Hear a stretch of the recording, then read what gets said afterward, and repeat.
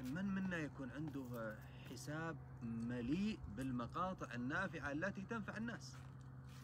أنت ما تدري كيف ينتفع الناس ومتى ينتفع الناس وعلى أي مقطع ينتفع الناس. يعني واحد من الشباب يقولون التزم بسبب مقطع، تابع مقطع وتغيرت حياته. صح. الآن يا أخوان عندنا جهد. التزم طلع من الكفر للإسلام، وبعضهم طلع من الكفر للإسلام بسبب مقطع. لا أسوأ. وفي ناس اهتدوا أصلا على مقطع، في ناس تغيرت حياتهم عشان مقطع واحد. النبي عليه الصلاة والسلام يقول بلغوا عني ولو آية.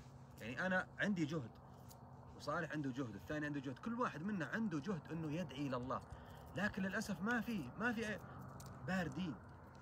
تجد عندك حساب تقدر تدخل فيه جميع المواقع بالجوال وتكون لك قنوات وتنشر دين الله.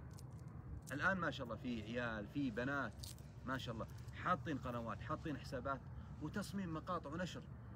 خذ مقاطع المشايخ الكبار الموثوقين، قصقص مقاطعهم وضبطها وانشرها على الملأ، ينتفع الناس. مشكلة انك ما سويت شيء نهائيا.